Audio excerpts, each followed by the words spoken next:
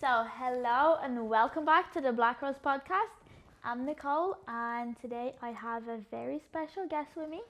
So, I have Jen, and Jen is the newest member of the Black Rose Gym. Black Rose Gym team, sorry, I should add. So, Jen has gone through a huge transformation, and she lost over 30 kilos, I want to say, in the space of 2 years. A year. So, it's insane. Right, Jen, welcome to the podcast. Thank you. And it's probably your first one of many. Yeah. So, how are you today? Nervous. Nervous? Very Don't be nervous. Don't be nervous. Oh, God. Don't be nervous. We'll just have a little chat. How is work? Hectic. Hectic. It's fair. So Tired, fair. double jobbing. Not easy, but No, but it'll be worth it. it will be worth it in worth the it. end. Yeah. Always is. Yeah. Always is. Yeah. So, having a good day so far? Absolutely, yeah. Perfect. So glad to hear that. Right, so let's get straight into it, will we? Yes. So, obviously, with your transformation, Yeah. I want to talk a little bit about that first. Yeah. So, let's bring us back all the way to the very beginning. Okay. Tell us everything on how you started your fitness journey. What was the main reason you started? Tell us everything. So, I kind of started training about 6-ish years ago. Okay. Just, I suppose, like many people start out like they're not happy with how they look. Yeah, That that's kind of the thing. main reason, isn't it? Yeah, absolutely. Like I was only 19, so I was like, right. So I got a trainer, training Black Rose with her. Then I kind of stopped that, and that was it, kind of for a little while. And then towards the end of, I want to say 2019.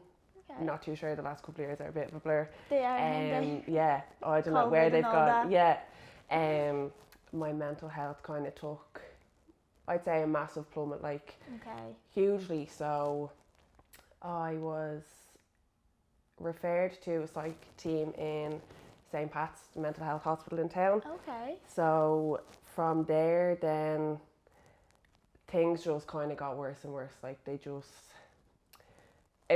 literally just went from bad to worse. Like I was so lost, didn't know where I was going, what I was doing. Okay. So was in under them for about 6 months, and then with COVID and everything, things just got even worse. You know, Okay. like confined to the house. So this was kind of into 2020 then, Yeah. so things got worse. And I ended up being admitted as a patient into the hospital for 9 weeks in, I think it was June. Okay. So I was in there for 9 weeks. That was grand. Did what I had to do. It was tough. Absolutely was really tough. Yeah. Tough. So came out of that then, and I went into my final year of my undergrad, which was horrendous. So I was in and out of kind of under their care. So they do home care. So it's kind of the alternative of being in the hospital, I suppose. Obviously with my final year, I was like, I'm not going in, thesis, all that crack. I was like, it's not happening. So was kind of under their care for most of the year, to be honest, on and off. And then I finished college, and kind of in the midst of all that, drink was Sorry, I'm starving. drink was a massive crutch. And then one night things went horribly wrong, and drink was heavily consumed, and I kind of woke up the next day and I was like, right, no, there's something wrong. So I rang the hospital, and I was back in within 4 days for another 9 weeks. So I had been diagnosed with borderline personality disorder and generalized anxiety disorder, it's called, the year before, but then we weren't really sure, so I went under kind of assessment, I suppose, while I was in there, and then the diagnosis was finalised. So another 9 weeks spent my birthday, my 22nd birthday, in hospital. Yeah, it was tough, do you know, like, because during COVID, like, I think that's when I became so kind of mentally strong, which sounds bizarre because I was in a mental health facility or psychiatric unit, if you want to call it. But I was on my own. Like I had one visit a week, off my parents for half an hour. They were sitting over one side of the table. I was over the other. There was masks. It depended on who supervised the visits. You couldn't even hug them. I spent 9 weeks with no kind of contact, physical contact with my mum and dad, who were obviously. That sounds so hard. It was so tough. Horrendous. And kind of in there was a gym facility you had to book. So I was kind of in and out, like touching in and out of the gym, just for movement, I suppose. Because I had enjoyed it so much before that, and before I went in, I was training with one of my best friends, Chloe, who was a personal trainer. She was kind of coming to the house when restrictions lifted a little bit. We were doing a bit of movement, but after those 9 weeks when I came out, I was a shell of a human. I was so lost. I was hopeless. And is that when fitness came into your life? So the 6 months after was how long it took me to readjust back to life. I couldn't, even being in public, the noises, the traffic lights beeping, the noise of cars, it was horrendous. You're so isolated in there, you're in, you're in the middle of the city centre and there's a garden which you can sit in and you can hear the traffic, but that's it. You're not exposed to anything, do you know what I mean? So I was training with Chloe a little bit then when I came out of hospital. I was training with her in WellFit, so I had left Black Rose at the time. Because I was so anxious. The thought of a busy gym just, I couldn't, I just couldn't do it. And obviously I hated how I looked. I think a lot of people struggle with that. Yeah, they 100%. See a busy gym and they're okay, they just feel that anxiousness. 100%. Whereas it's actually not that big of a deal when you think about it. Because if you think about it, everybody's there for the same reason. Exactly. Everybody just wants to get better. And literally, and when I started to realise that, I love Black Rose, I love the community in it. So I was right now, go back to Black Rose. And one of my friends at the time was training with my coach, who I train with now. And I was right, now don't get me wrong, I was very nervous about training with a male coach. And he's not that much older than me. I was freaked. This person doesn't know me. But that was nearly better because he didn't know anything about me, you know. So I was just going in, I want to change, I want to do something. So I started with him in May 22. Okay. And when I say photo shoot, prep, all that crap was the last thing on my mind. That was not my intention. I just wanted to go in. It's just something that naturally happened.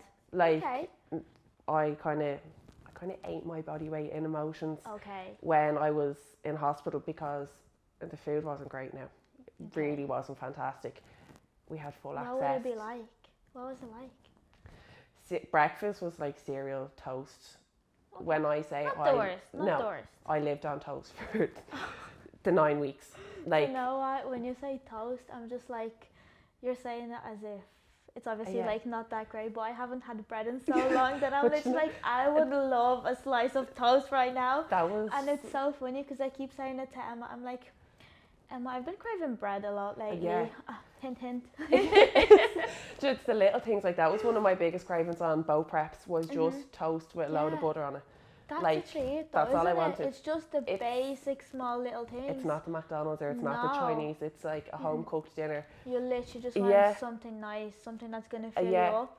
And people are that confuses people. They're you're not craving chipper, and I'm no, I just want. Oh, that's exactly what it is. And I also have people, after I tell them I'm competing in September, and they're oh, have you decided have you thought what food you're gonna eat after, where you're gonna go for food, what you're gonna get? And I'm I'm probably just gonna have my yogurt, depending on what time I compete at, or I might have cereal or some carb that I've been craving. Your body gets so used to eating so clean.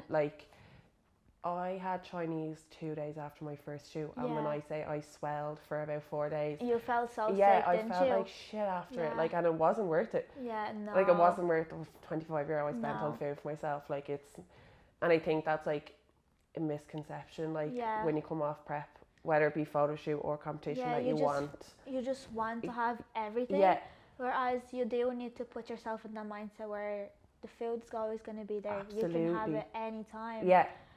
And having it straight after, No. it's probably not the best idea. No, it's just because not. how you're gonna feel after eating healthy for so long. 100%. Like, it took me a good while after this prep to, like, kind of not be so bloated after, like, not as clean foods, you know, like, now it's a totally different story altogether. I need to go back to eating clean, but, like, there's plenty of time for that, you know. Yeah. So then, to go back into your fitness journey again. Yeah. So you did 2 photo shoots? Yes. So how did you actually decide on wanting to do your first photo shoot? And was that when you lost the 30 kilos? Was that kind of the end goal, or was that just something that came afterwards? That kind of just came with it. Like, so I started with him in the May, and my first shoot was in the April. Okay. So in that kind of 11 months was when I lost the 30 kilos. Okay. That is very impressive. Like, that is amazing. To be honest, it was quite easy. Okay. How? I don't know. I thought, looking back, I thought I would have said that was my build. That was how genetically I would have looked, which isn't the case, like, at all. Like, don't get me wrong, I worked hard and I was, like, disciplined. Like, the girls would be going out for, like, McDonald's or ice creams, and I'd be sitting in the back of the car with my Cocoa Pops and my protein. Do you know, like, I nearly went straight, and looking back now, like, the way I went about it, I nearly went straight into prep mode without knowing myself. Yeah. I'm that kind of person. It's all or nothing, do you know?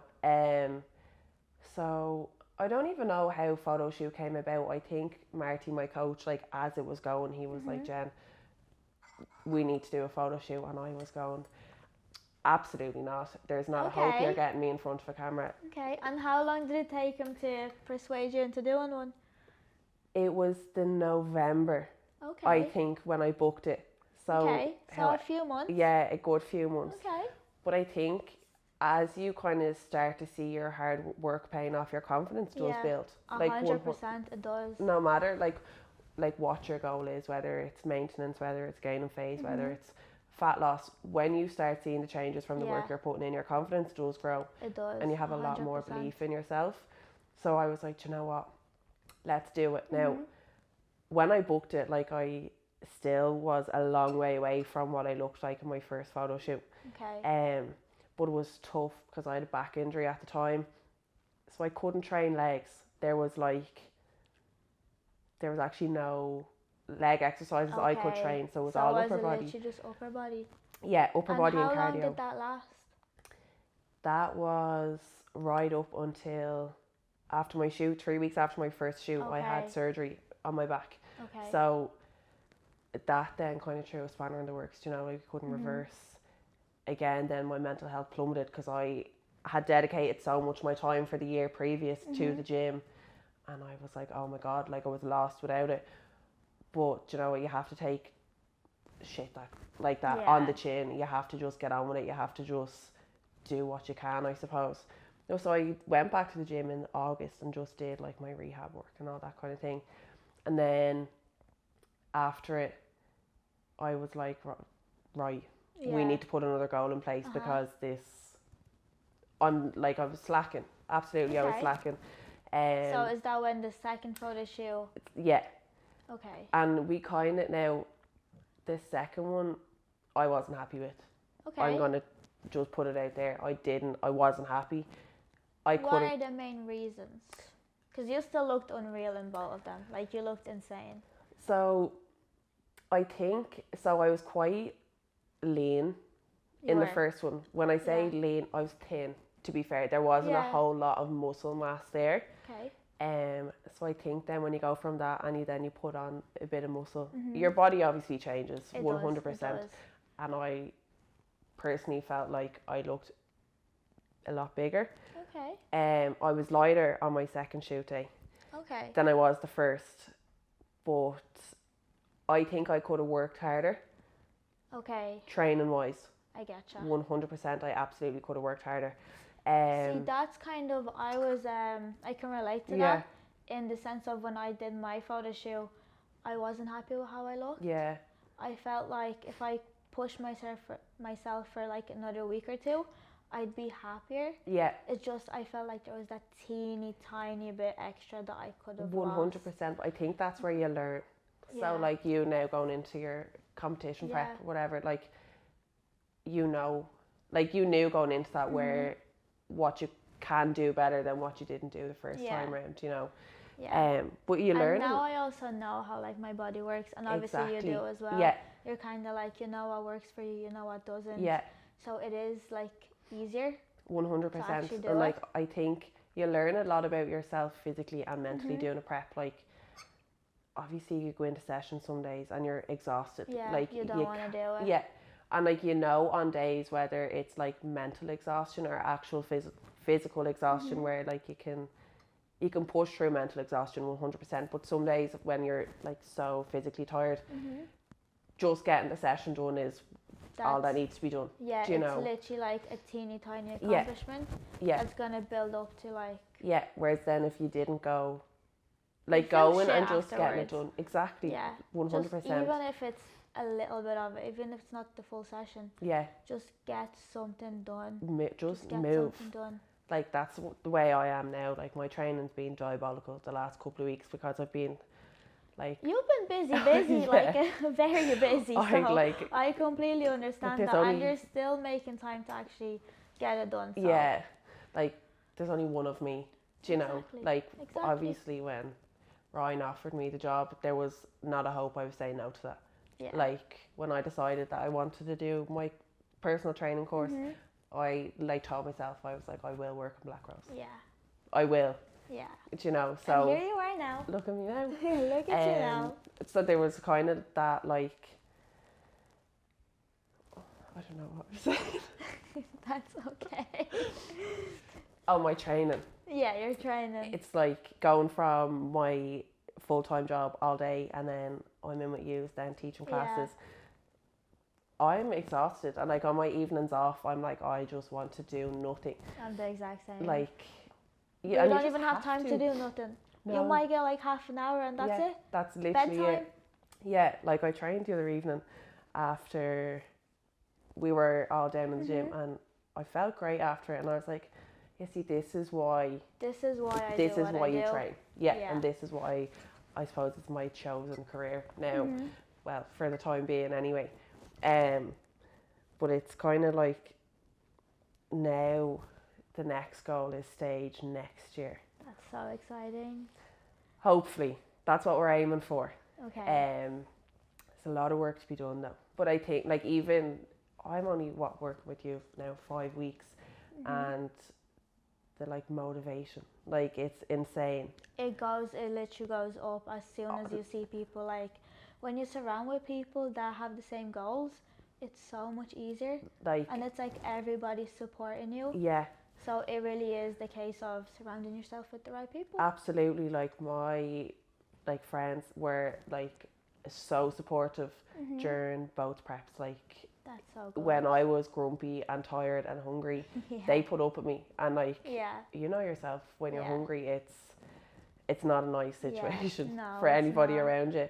No. But I think now kind of being in that environment where like you've all done it and I'm kind of coming up after you, so I suppose it's like pushing me to do it. Like even after every time I speak with my coach, I'm like, yes, let's go. I'm going to do that. Let's go. A lot of work to be done, but we'll get there. You're going to smash it. We'll get there. You're going to smash it. And to touch on the topic of nutrition a little bit. Yeah. So obviously it's like a tough thing while you're dieting. Yeah. So how did you find your nutrition? Did you have any tips or like tricks that you'd kind of do to make it a little bit easier?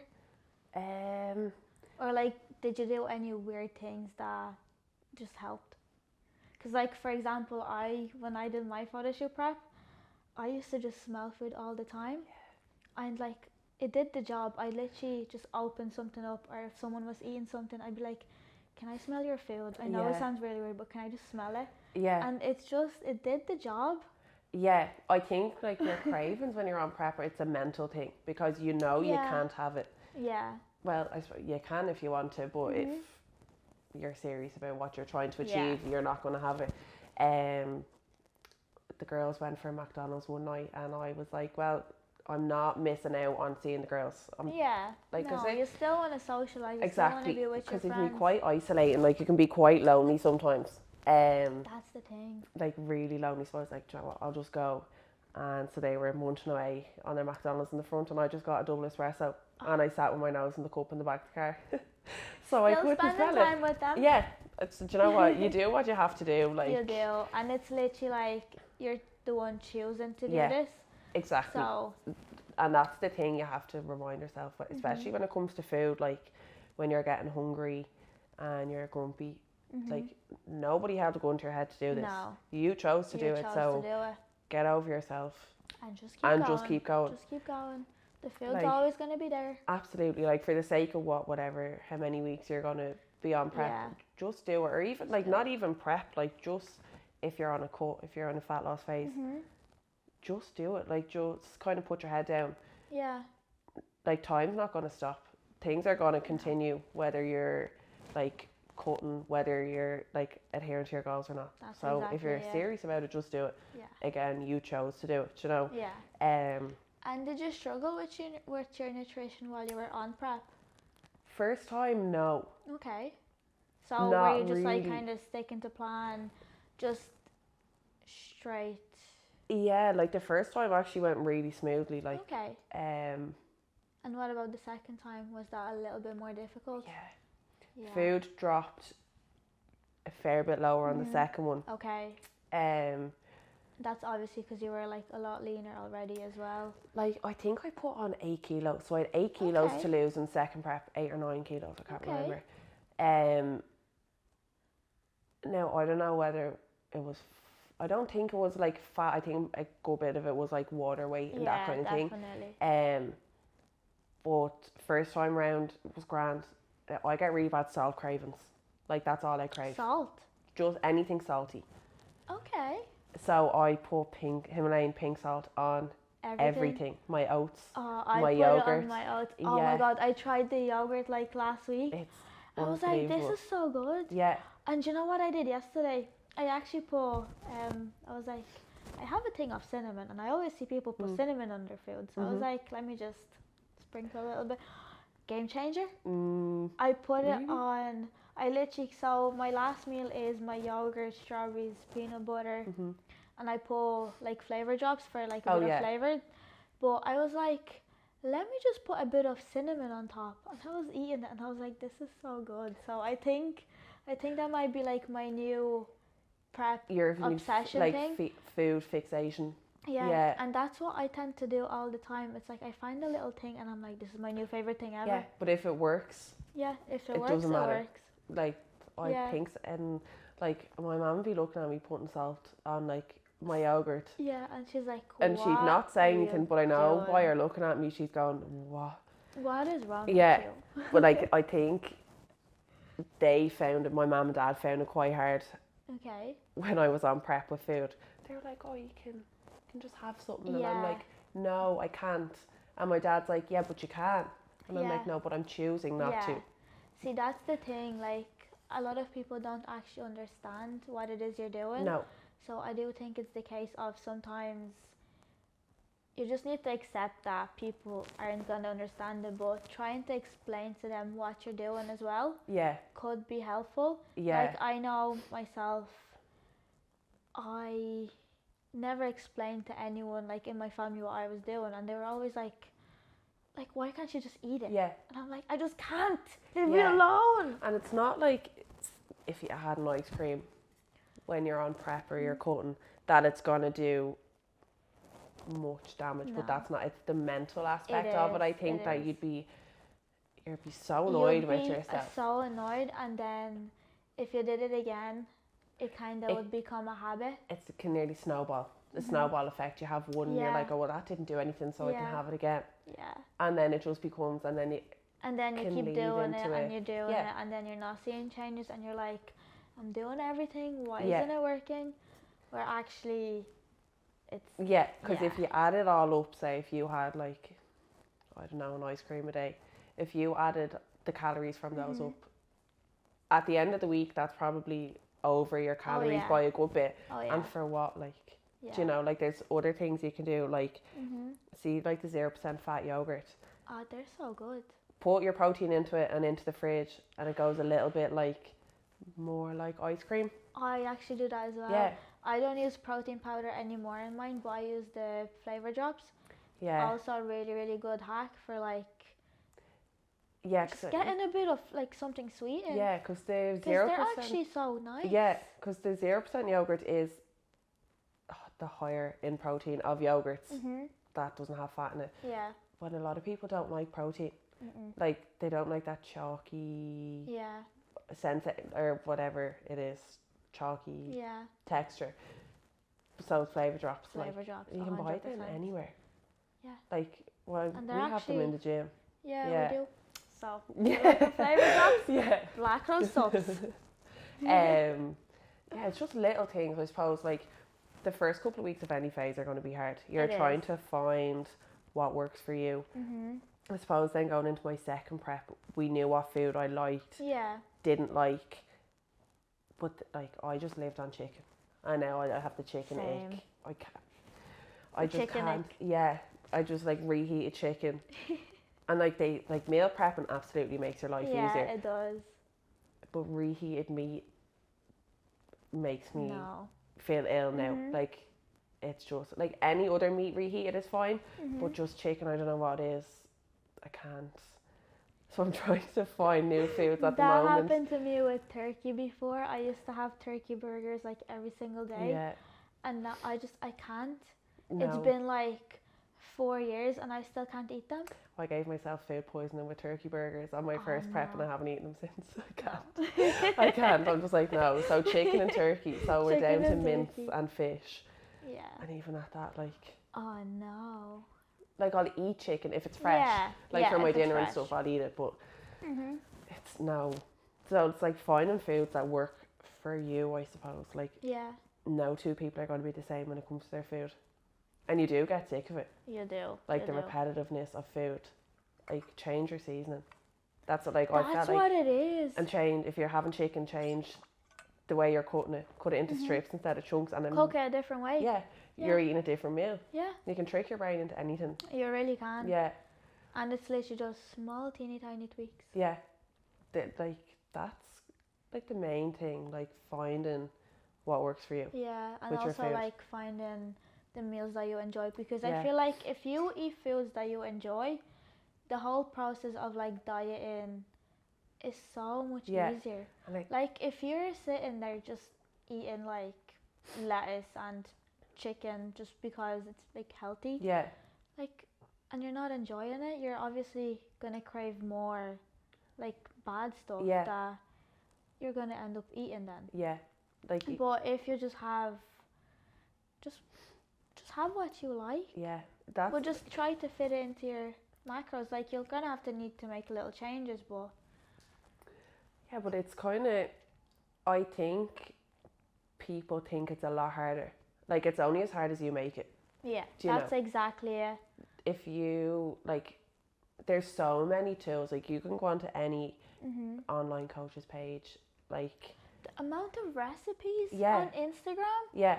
Like, you can literally look up anything you want and just look for, like, a healthy version. And you're going to get thousands of them. And the macros are there. So it's just a matter of putting it into your MyFitnessPal or whatever it is, however you track your food. That's it. Like, there's no... I think now, especially, there's no need for excuses. No. You either want it or you don't. No, that's exactly it. And it's simple as that. Like, if you're serious about something, you'll make it work. And how do you find yourself, for example, if you're like dieting and on prep and you try to socialize with people and, for example, like they want to go out for food and things like that, like occasions like weddings, things like that, would you kind of struggle with it, or would you be like, okay, I'm going to bring my own food, just going to have my own thing? Because that's one thing I struggled with a little bit. It's like I found so hard socializing with people when I can't eat, because being surrounded by like those foods, I find it difficult. Like I'd still bring my own food, but I just didn't go to anything. Okay, so you're kind of like me. Yeah, I just like, to be fair, there wasn't many of that, like not much of that kind of came my way on either preps. Yeah. I kind of avoided it if it did, but like my friends were so understanding. Yeah. Like they like were rooting for me Yeah. the whole way through. Like if I couldn't go, we'd find an alternative, you know. So they were like, we did. And I think that's so good. Like it doesn't have to be food. No, like the second prep now, to be fair, I kind of became like a hermit. I was struggling mentally. Okay. A bit, things kind of went downhill again after Christmas. So I kind of isolated myself from everybody and just focused on prep. Like that was the only thing that got me out of bed. Okay. And kept me sane. Okay. And that was kind of like conflicted opinion, to be honest. People were like, well, maybe you're doing too much. Okay. You know, that can't be good for you, you know, low food when you're not feeling great. And I was like, no, it's the only thing keeping structure in my life. Yeah, was I had to eat, you know, I had to prep my meals. So this prep was a little bit easier, to be fair. I went out on Paddy's Day out of all nights to go out sober. Okay.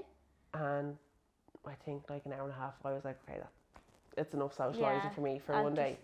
Like, you can work around it 100%. 100%, like it's, like if you're on prep, it's different. But if you're just on like a cutting phase, like it's like can work. You don't have that time zone that you're working towards, so you can work it all in. Absolutely. Like, obviously, if you're on prep, you have a time. Yeah. It's a different story. Yeah. But like if it's just a lifestyle thing. Like that's what I'm trying to tell one of my friends at the minute. We're just have her on meal plan for now. Okay. Get her like kind of used to the foods and stuff before we add in training and that kind of thing. And like that's what I'm saying to her. Like we don't have to cut out your food. No. Like if she's going out for dinner with her boyfriend, like like have those little just be like smarter choices. Obviously don't pick the thing on the menu that's drowned in oil and deep fat fried. Like there's and another thing, like don't be a pig. And just if you're full, just stop. Don't keep eating. I think we're like, all like that though. If we're paying for food, we're gonna eat it. Like, you know, but there's definitely ways around it. Like just ask for it to be like put in a takeaway box, bring it home. Yeah. Give it to your parents or something. Yeah. And I think that's the thing as well, like with drinking, like I know if I go out and I'm hungover, I will eat rings around myself until that hangover's gone. Yeah. Do you know, now it might not be till 8 or 9 o'clock the next night, but I will absolutely eat. So it's then like if you're like that as well, it's trying to figure that out for yourself. Like obviously you can get a takeaway, but but it's also like you could just make your own. Like if you want a spice bag, try and make your own. I made spice bags for myself when I was on prep the first time. I did as well. And I swear to God, it was the best thing ever. Yeah. Like it doesn't. And you're able to actually track it in and everything. Like seasoning, I didn't really like track seasoning and stuff unless it was over a certain amount. You know, if you're drowning your food and stuff, you have to track it. Like you're kind of lying to yourself, then you're not being honest. But yeah, homemade spice bags. The air fryer, if you don't have an air fryer, get an air fryer. They're the best things ever. I cook everything in the air fryer. Like I actually don't know how to use my oven since we've got an air fryer. Me neither. They're so much quicker. Yeah, they are, aren't they? Like air fried potatoes. Oh, the best thing ever. I had potatoes on my meal plan and it was like one of my favorite things. Now it's rice cakes. So but that's only for a little while. They'll be back in. Yeah, and then you'll have your potatoes and it'll be the best day ever. And then they're going to be so much better.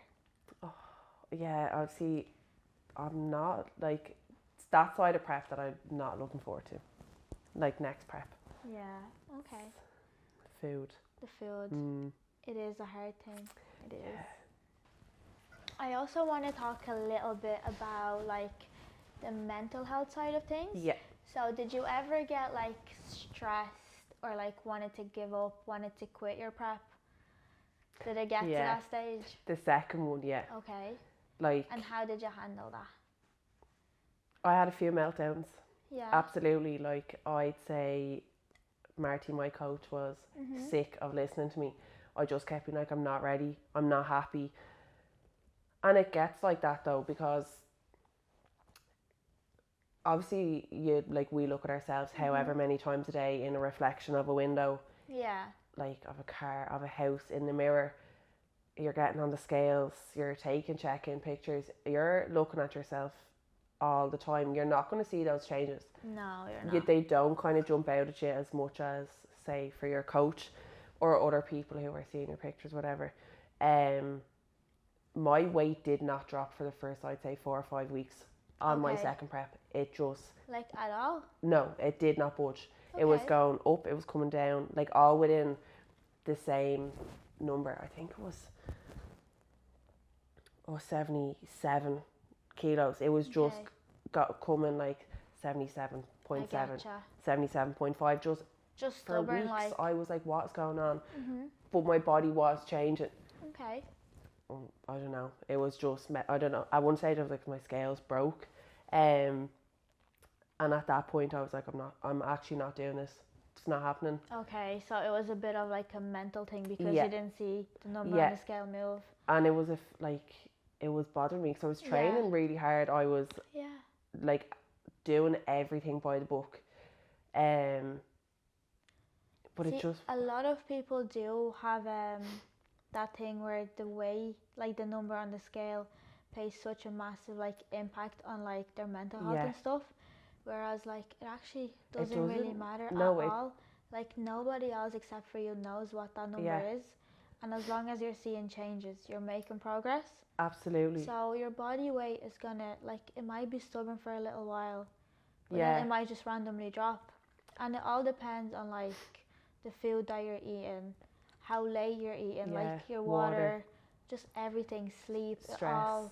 Stress. That's exactly it. Like I was so stressed at the time. Yeah, that's like a huge reason. I signed off work for 2 weeks by my psychiatrist. Like things were just gone outrageous again, and I had to just keep telling myself I had to just keep being like, the weighing scales and a mirror are objects. They're man-made objects. Why are you letting them define how you feel about yourself? Yeah. Like, and if you think about it that way and you think about it rationally, it's absolutely ridiculous that we get so obsessed with objects and what they tell us, and then how we make that, like how we feel about ourselves because of them. Like I haven't stepped on the scales in weeks because I'm like, no, I don't want to know. I don't need to know right now. I'm just trying to maintain. And that's completely fair. Like you don't need to. Because I know it'll send me into spiral. I don't want to know. Like it just. And if it's better that way for your head. Yeah. You don't need to weigh yourself. Yeah. Like it's fine. I weighed myself. No, I actually weighed myself the other day for my check-in, and that was it. I just looked at the number, put it into my check-in, and that was it. Just kind of got rid of it then. But like mentally, prep the second time was absolutely harder. I think as well, because I had lost so much weight in the first 11 months of training with my coach, your body will be stubborn. Like it's kind of like holding on to it. It's such a didn't want to lose it again. To change. Yeah. That's my body's the exact same. It does not want to change. I need to push really, really hard. Yeah. And you do have to, like, I just kind of had to keep going and just, it's very easy at that point, I think, to just say, do you know what, it's not working, I'm not doing it. But then you're letting your head win. Yeah. Like you have to push past what your brain tells you. Yeah. Do you know, because you are capable of so much more than what your brain 100%. says you are. You just need to actually believe in yourself, which I feel a lot of people don't. No, and I think especially when it comes to like within like the fitness industry or the fitness community, like it's comparison. Like everyone's like, oh, like I want to look like her, or she's doing that, and I'm doing it too, but I don't look like that. Like, but then you also need to remind yourself that the way people look on social media, they don't look like that. No, at their best. Absolutely not. Like they don't look like that at all. It's fasted. Could be fasted. It's no water. posing. posing. We're all guilty of it. We all pose. Oh yeah. Absolutely. Take thousands of pictures, then pick the best ones. Yeah. Absolutely. We do all the time. Yeah, we all do. And anybody who says they don't is not lying. telling the truth. Lying. Yeah. Liars.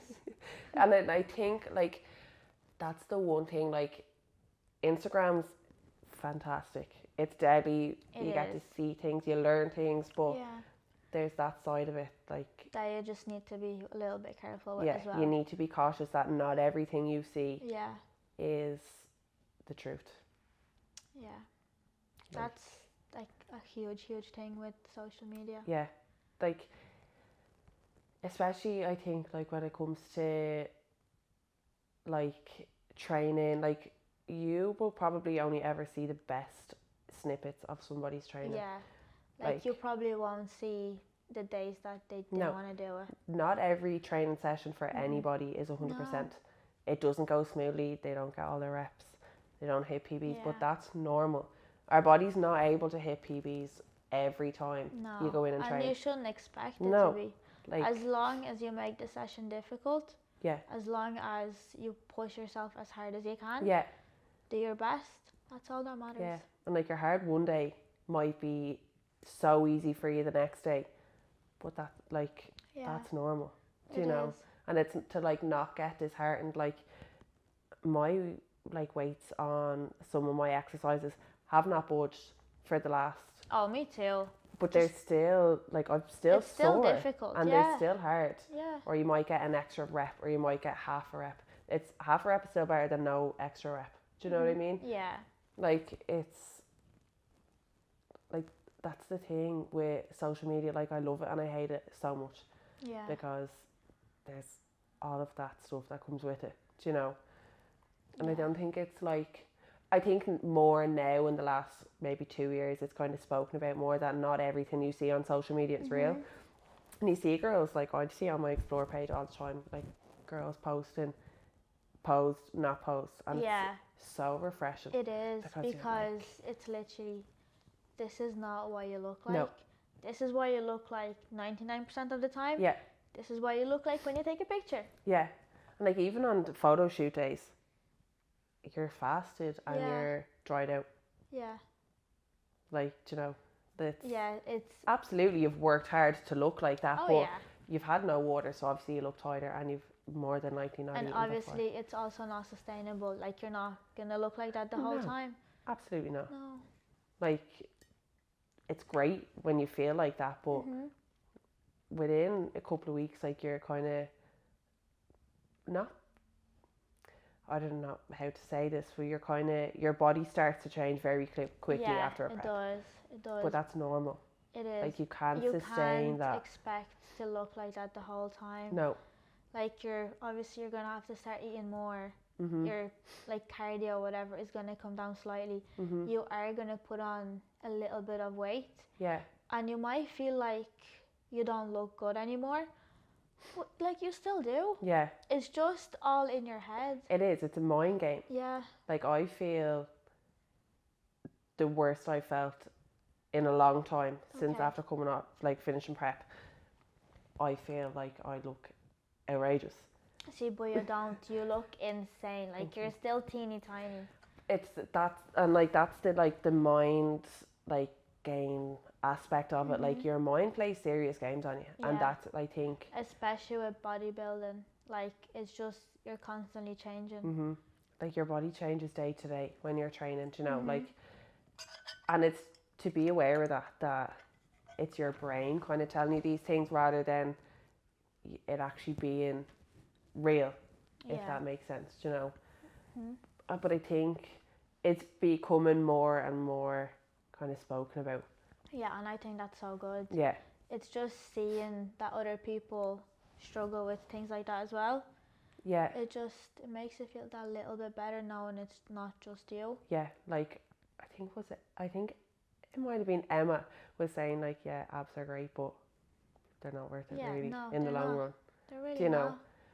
Like, for what? It's great. You look great with them, but would you not rather also be able to enjoy your life? Yeah, and have, like, when you're, like, for your body fat to drop, say, that low for abs to show, you're going to be tired. You are. Because food is going to be low. Starving. Yeah. So, like... So, yeah, abs are cool, but maintaining them is, like, hard. Yeah. Obviously, there is people out there that have, like, great genetics and have abs all year round. Can eat anything they want. I've never had abs. Didn't have abs in either of my photo shoots. And I was like, but still why? Still waiting on mine. They're coming. I hope so. I've been training very hard. I didn't train abs. But I was like, why don't I have abs? But like, it's like any other muscle group. If you don't train it, it's not going to be there. No. You know, I just don't, to be honest, I don't like training abs. Oh, stop. I'm the exact same. It's painful. It is. And it's not even like that it's that difficult. No, but... It's just a mental thing for me. Yeah, but like, it's like, you can't sneeze, you can't cough the day after. It's so painful. So painful. And I'm like, it's hard enough with your legs being sore and your shoulders and your arms, never mind your abs as well, you know. Yeah, just but everything. I need to get over that. Like, I just need to. Yeah. Abs need to enter for next year. They will. Just gotta keep training them. Yeah. Just like you do with every other body part. It's kind of like, you know, when you get to the end of your session and you've done your cardio. Like, I usually do cardio and then abs. By the time I get off that Stairmaster after being on it for an hour, on prep I don't do an hour. Yeah. It's just normally, but I'm like, oh no, I'm ready to go home. I've been here for 2.5 hours now, I'm ready to go home. Yeah, like it's time for me to leave. And it's just, and like, cause I used to train in the evenings, that place is like a zoo. It is. In the evenings. Yeah. I'm like, I'm so overstimulated right now, I need to go home. Yeah. You know, but now I'll be there more. I can train at nicer times of the day rather than finishing training. See, that's the thing. I used to always like train around like lunchtime. Yeah. And I thought that was my time. And then I started training in the evenings and I hated it. But then I started training at 6 a.m. and I thought I would never train that early. I love it. I'd be so jealous seeing you and Ryan's Instagram stories when you're training early. Yeah. Like, that is... It's so good to actually be able to get out of the way. And I feel like that's a huge part of like having a routine as well. Just getting it done. Yeah. And then you go as like with your day. Yeah. So I do feel like having a routine. Yeah. I think like obviously with the job I was in or am in as well still now, I could only train in the evenings. But I think like if you can training as early in the day as possible, because by the time the evening rolls around, you get exhausted. You're exhausted. The thought of your session has been like hanging over you all day. Yeah. And it's not enjoyable training in a busy gym. Yeah.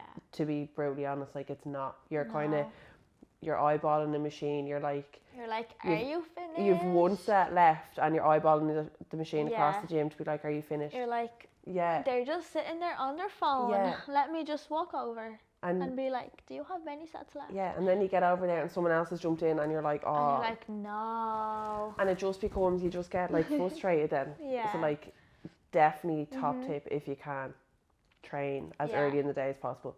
Because like as well, like if you've had a full day of food, you're going to be sluggish.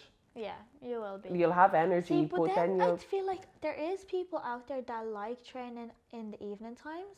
Like they feel like they have more energy. No. Well, then maybe now.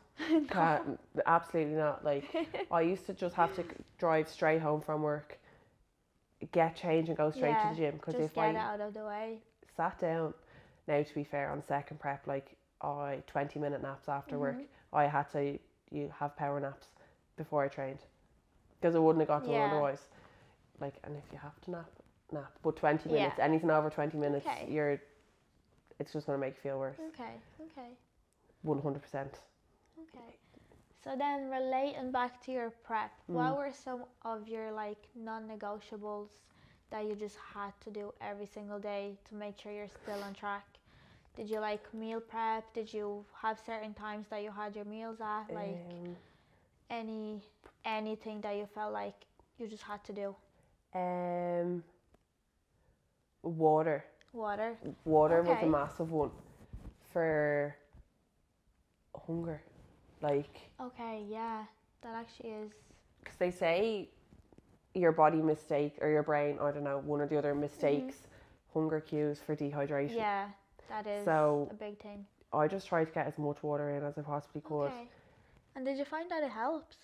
I actually struggle so badly with my water. That's why I have a little cup. It's easier to drink out of it. The little straw. I'm like... It did and it didn't, to be honest. Like, it depended on the day. Like, there's some days that hunger was not going anywhere, no matter how much water I drank. I tried to meal prep.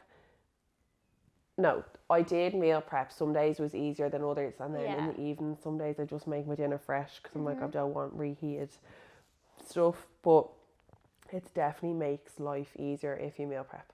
For sure. It does. Like, it's in the fridge, it's in a tub. All you have to do is take it out and put it in the microwave. Just heat it up and eat it. Yeah. That's simple. And I think as well, like... especially if you're super busy, it's so beneficial to actually having it there. Because I know myself, I used to just have, like, whatever I wanted to eat, I just make it whenever I had to eat it. Yeah. And I used to struggle so badly with my time. Like, I'd be there after work cooking my food. I'd just be like exhausted, wanting to go to bed. Whereas then I started to meal prep and I hated it at the start. Yeah. But I'm like, okay, I have this food made. I can literally just heat it up and I can eat it. And that saves so much time. Yeah. Like, even... and like, yeah, it's not going to taste the same. No. But just get over it. Yeah. Like, if you're like prepping or anything and you're under like time, what's the word? Time, like, you don't have enough time. Yeah. I don't know what the word is.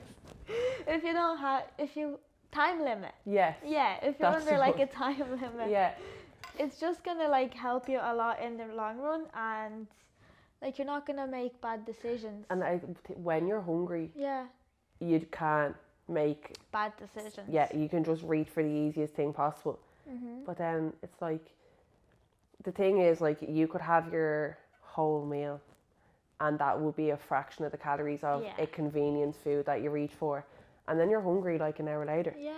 Like, say, like a McDonald's, you'd be like, oh, but it's only like a cheeseburger and chips, but like that could be nearly the equivalent of half your day's calories. Yeah. And you'll be hungry. I'm always starving like an hour after a McDonald's. Me Do you know? too. Whereas you could have had most of your meals. Yeah. And it's, again, like what we were saying earlier on, making food you like. There's no point in eating food so much easier. you don't like. You're just going to make yourself miserable, and you're going to tap out after a couple of weeks and you're going, I'm not doing this. Do you know? Yeah.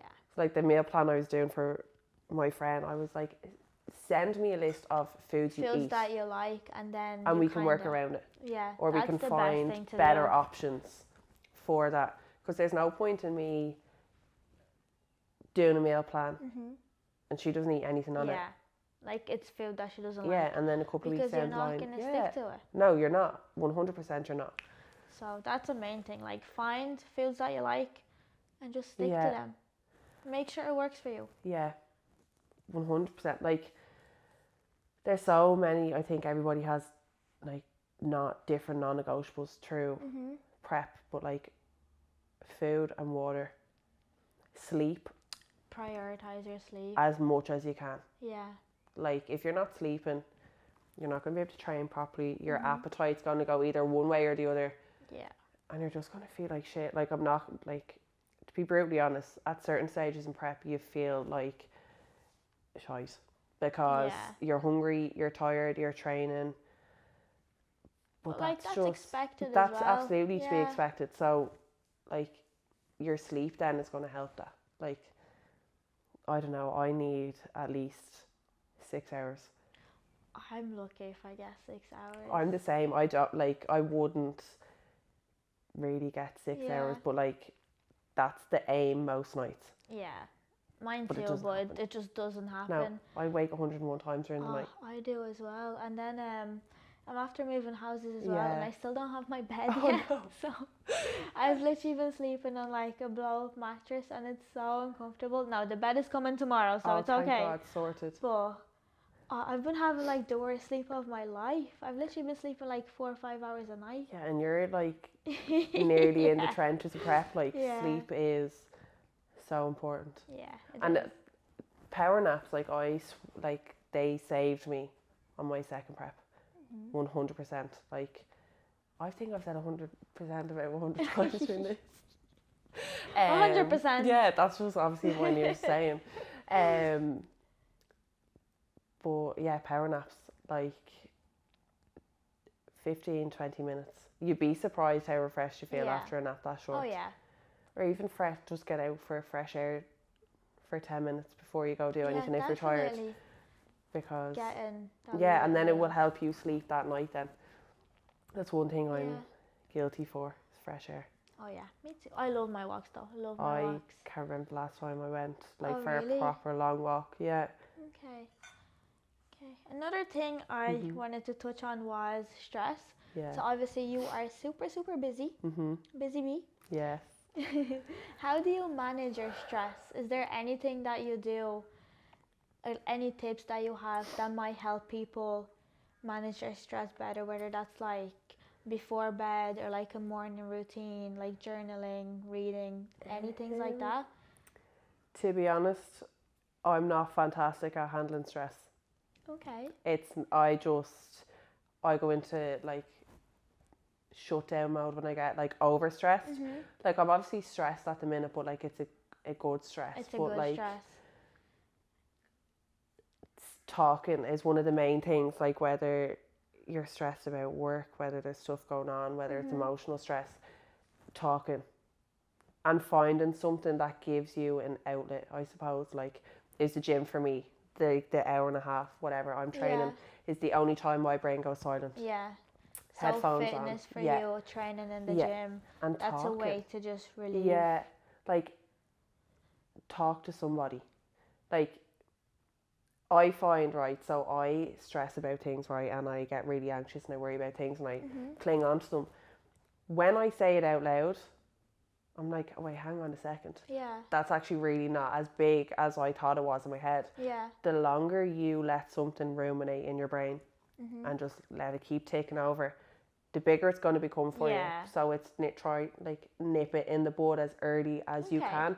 Once it comes up, just be like, oh, it's one of your best friends. Like your best friends are your safe space. They see you at your worst, they see you at your best. You telling them something that's stressing you isn't gonna, like, they're not gonna be like, oh my god, do you know? So it's nipping it in the bud straight off the bat. Like if you're stressed about something, even if like you're like doing something and you're training with a coach, if you're stressed about something, voice it. Like communication in all aspects, but especially if you're training with a coach, communication. Yeah, definitely. You're like, you won't get anywhere if you don't communicate. Do you know? Nobody can help you in any aspect of life. To actually feel like you're able to talk to someone and have them help you as well. Yeah, you won't get anywhere in life unless you communicate. Like I learned that the hard way. I didn't speak about anything for years. I was the exact same. I just keep it all built inside. And what's the point? Like you're ruining your own life, if you want to put it that way. Like you're just making things so much harder. Like nobody is going to judge you. No. Everybody goes through things. Everybody has struggles. Everybody has stress. Nobody's going to be like, that's absolutely ridiculous. You might think it is because you've been kind of thinking about it for so long. Yeah. But communication, 100%. We need to like cut those 100% too. We will. Yeah, communication, absolutely. And like, I would say finding time for yourself as well with stress. Like take time for you, whether that be having a shower, whether it be putting a hair mask in, whether it be listening to a podcast, watching a movie. Yeah, actually just spending time by yourself, just enjoying your own company. I do think that's like really, really important as well. Because I feel like if I don't have that little bit of time, whether that's like in the morning or like in the evening, that little bit of time to myself, I just get so like stressed as well. Yeah. So like for example, on a Sunday morning, like it's my day off, so I love to just wake up, I take my check-in pictures, I go downstairs, I make my coffee, I get my book and like I just read my book, have my coffee, and it's like that little bit of time that I just enjoy it so much. It's like I look forward to it all the time. I think especially if you work with people, do you know, like I obviously work in a coffee shop. I've worked in service for the last 7 years. Yeah. I work in the gym as well. Like, I'm surrounded by people all day, every day. You need that time to yourself because your brain just can't handle. Now, well, for me anyway, I know there's people who love being around people all the time. I need my space. Yeah. You need that. Like, my favourite time of the week is my tan routine. Okay. That's my thing. Yeah, something you look forward to. Yeah, that has to be done. Okay. Once a week. Okay. Like, you'll never see me without that. Ever. Like, usually it's a Thursday evening, but it's not Thursday this week. I need a tan. Like, I'm so pale. I'm actually getting my tan done tonight. Yeah. I just think it's the best thing ever. Like, now that might sound absolutely ridiculous to some people, that my favourite time of the week is the time I do my tan. That's a bit of, but it's my it's your self-care. you time. Yeah. Yeah. Bit of music on in the background. Like, I used to watch Netflix, but I don't have the brain capacity for Netflix. No, I just don't have the attention span. I. Like, at all. I can't concentrate for that long to watch something. Yeah. So it's like, right, find something like an alternative to that makes you feel good, makes you wind down. But that's, for stress, is so important that you find time for you, whatever it is, just something. One of the main things is talking it out. Talking it out. Yeah. Talking is medicine, they say. Movement is medicine and talking is medicine. As like cliche as like get out for a walk if you're stressed. Like, if they used to tell me that when I first went, about things like, you need to move. I was like, don't tell me I need to go for a walk. Don't tell me to do these things. Now that I've been through it and still go through it, I see what they mean by movement. Yeah. It's medicine. It releases so many of those hormones in your brain. Like, releases serotonin. And I was only saying that to, I think it was you and Ryan, one of the evenings. I had a major panic attack sitting in the car outside the gym one day. Like, major. I was hyperventilating and I was like, oh my God. Yeah, I remember you saying that. I was nearly ringing my dad to come up and get me. Like, I couldn't drive. My legs were shaking. And I calmed myself down. I was sitting in the car for about an hour and I went into the gym. And I swear to God, I walked out of that gym a different person. Like, it's crazy. It's crazy. 40 minutes. I'm not going in and throwing weights around to get PBs. It's just to move. Yeah. And like, as someone who's been there, I was at the lowest point 2 years ago, wasn't far behind it again this year after Christmas, and the only thing that got me out of those times was the gym. Yeah. Like, one thing that I'd say that has kept me going was training and 100%. The gym. Like, you know the way they say, like, a simple "how are you," you never know how much that will do for someone. You can't walk into Black Rose without someone asking, how are you today? Even just a smile. Like, that is, like, so big for some people. They could be having such a bad day, and that simple, how are you? Like, a smile is, like, so much more for some people than it might be for you to just say, how are you? Do you know? Yeah. Right. Okay. I think we've talked a good bit about a little bit of everything. So you guys got to know Jen a little bit more.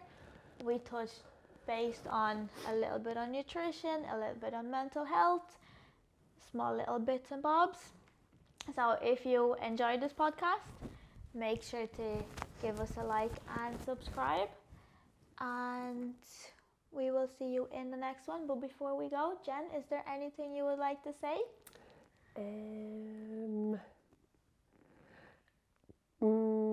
I would say believe in yourself. Okay, believe in yourself. I like that. Yeah. I like that. Right. It was really nice having you on the podcast today. Thank you so much for having me. Thank you for coming. And we hope to have you again. Oh God, I don't know about that. Oh yeah. Yeah. Right, so if you enjoyed it, make sure you give us a like, subscribe, share, and we will see you in the next one.